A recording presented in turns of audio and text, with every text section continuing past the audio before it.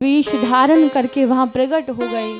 जरासंध आया, बोलिए महाराज मैं ब्राह्मणों का बहुत बड़ा भक्त हूँ, मैंने 18वीं बार विजय द्वारिकाधीश पर प्राप्त की तो केवल ब्राह्मणों की वजह से। मांगिए क्या चाहिए, 3 वचन भरवा लिए। और जैसे ही मेरा टेढ़ी टांग वाला मुस्कुराया तो जरासंध बोला, हे ब्राह्मण देवता क्षमा करना, लेकिन आपकी ये मुस्कुराहट कुछ जानी पहचानी लगती है। तो कहने लगे, हम कोई और नहीं, द्वारिका के राजा श्री कृष्ण हैं, द्वारिकाधीश हैं। बोले तुमने छल किया है, हमसे वचन भरवा लिए। तो आज कहने लगे, तुम तो डरपोक हो, भीरू हो, तुमसे युद्ध नहीं करेंगे। तो भगवान बोले, देखो भीम, 17 बार हारा तो एक बार भी चर्चा नहीं की, और मैं 18वीं बार एक बार हार गया तो उस बात को लेके बैठा हुआ है कि तुम डरपोक हो। बोले ये 1.5 हड्डी का अर्जुन, इससे भी युद्ध नहीं करूंगा, हाँ भीम से युद्ध अवश्य कर सकता हूँ। तो भीम के साथ कई दिनों तक युद्ध चला। भीम के साथ कई दिनों तक सुंदर युद्ध चला। तो आज भीम की एक एक नस ढीली हो गई। बोले प्रभु भाड़ में जाए आपका युद्ध, मैं तो युद्ध छोड़ के भाग के जा रहा हूँ। तो भगवान ने कहा, अब की बार युद्ध करते समय आप हमारी ओर अवश्य देखना। तो मेरे गोविंद ने एक तिनका लिया, उस तिनके के 2 टुकड़े करके विपरीत दिशाओं में फेंक दिए। वैसे ही आज भीम ने जरासंध के शरीर के 2 हिस्से करके दोनों विपरीत दिशाओं में फेंके, एक दिशा में नहीं फेंके, क्योंकि जरासंध को अगर एक दिशा में फेंकते तो उसका शरीर जुड़ जाता। और इस प्रकार जरासंध पर विजय प्राप्त करके सुंदर यज्ञ आज मेरे प्रभु ने किया। तो उस यज्ञ में प्रश्न किया कि सर्वप्रथम पूजा किसकी की जाए। तो नकुल सहदेव बोले, एषः वही देवता, कि जब हमारे भगवान द्वारिकाधीश खड़े हों तो पूछने की आवश्यकता नहीं है किसकी पूजा करो। और भैया उसी बीच खड़े थे महाराज शिशुपाल।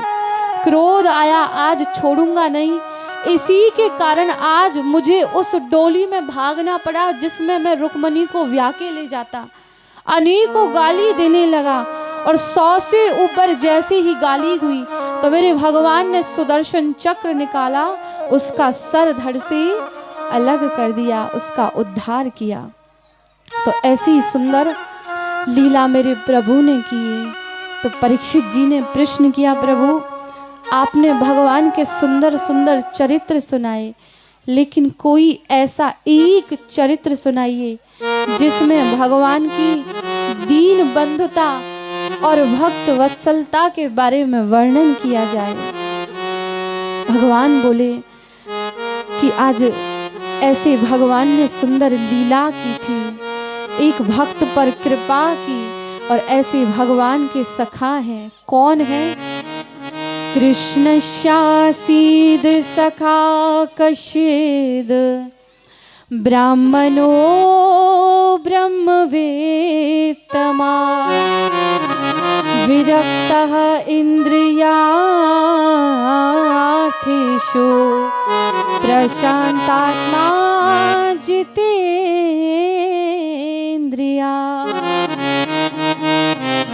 और वर्णन करने लगे, इस चरित्र में मेरे भगवान की दीन बंधुता और भक्त वत्सलता के बारे में वर्णन किया गया है। कैसे हैं मेरे प्रभु?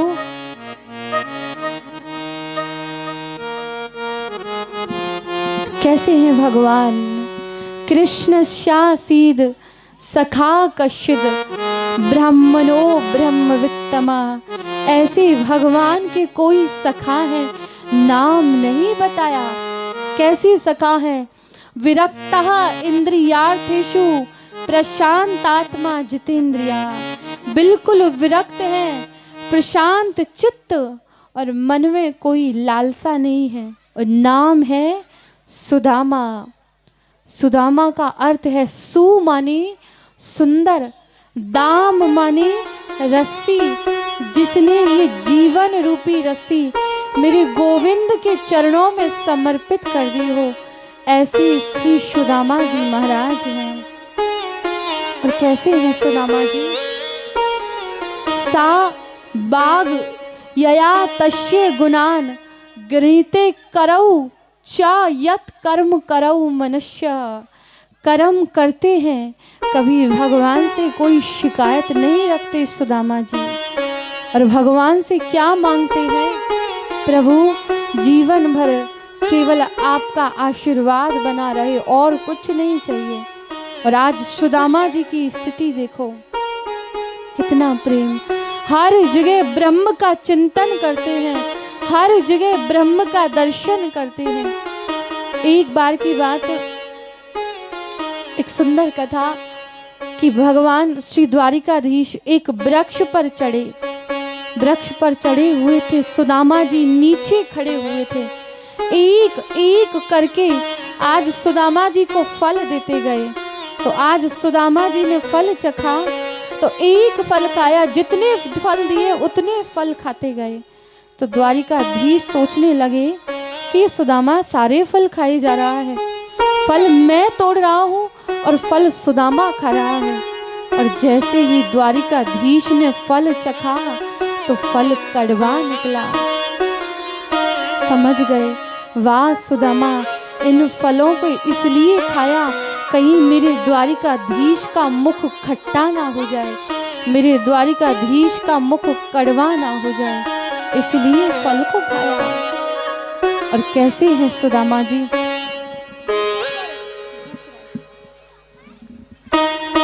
और कैसे हैं सुदामा जी? एक बार की बात, आज 10,000 शिष्यों को गुरुजी ने एक एक लकड़ी दी और कहा ऐसी जगह छुपा के आना जहाँ कोई देखने वाला ना हो।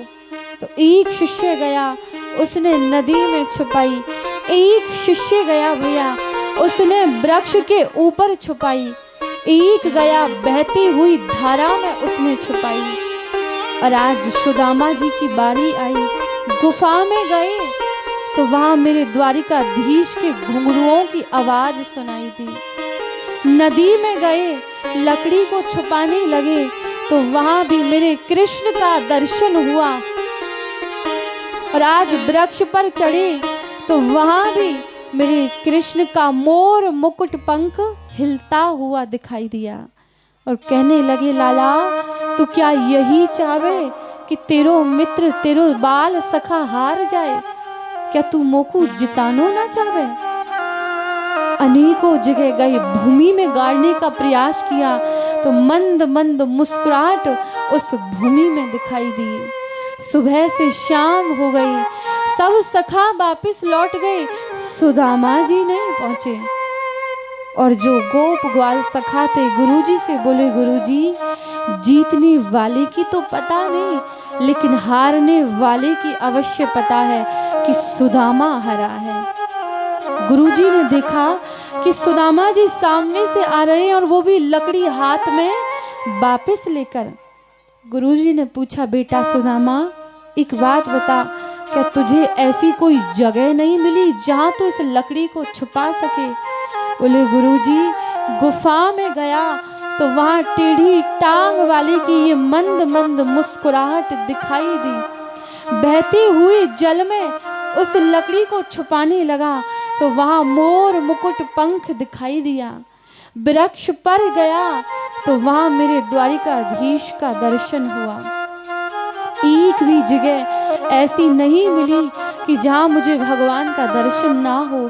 गुरुजी ने रोते रोते सुदामा जी को हृदय से लगा लिया। सुदामा, हारे तो ये सारे सखा हैं, जीता तो केवल एक सुदामा है जिसे हर जगह ब्रह्म का दर्शन हुआ। तो ऐसे श्री सुदामा जी महाराज हैं। आज सुदामा जी को गरीब अवश्य कहा है, लेकिन दरिद्र कह के नहीं पुकारा। दरिद्र किसे कहते हैं? जो असंतोषी हो, जिसके पास संतोष ना हो, उसे दरिद्र कहते हैं। लेकिन मेरे सुदामा जी कभी दरिद्र नहीं हो सकते। कैसे हैं सुदामा जी? आज ये गरीबी क्यों देखनी पड़ी सुदामा जी को?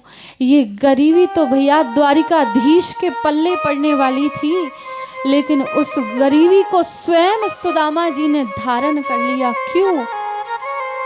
आज जो वर्षा की रात्रि जब गुरु माता ने भेजा, जो चने दिए उनमें श्राप लगा हुआ था। जो इन चनों को ग्रहण करेगा उसे गरीबी का सामना करना पड़ेगा। किसका श्राप लगा हुआ था?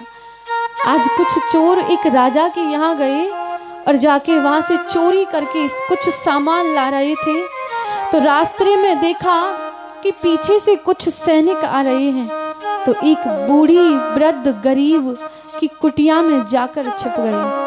तो वो बूढ़ी कई दिनों से भूखी, जैसे तैसे कहीं से चने मिले तो आधे चने उसने खा लिए और आधे साय के लिए रख दिए।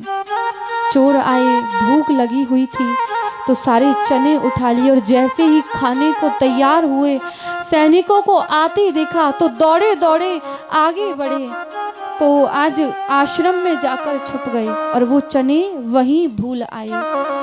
तो उस बूढ़ी मैया ने श्राप दे डाला कि मैं इतने दिन से भूखी और आज इतने दिन बाद मुझे चने प्राप्त हुए, जाओ मैं श्राप देती हूँ, जो इन चनों को ग्रहण करेगा उसे गरीबी का सामना करना पड़ेगा।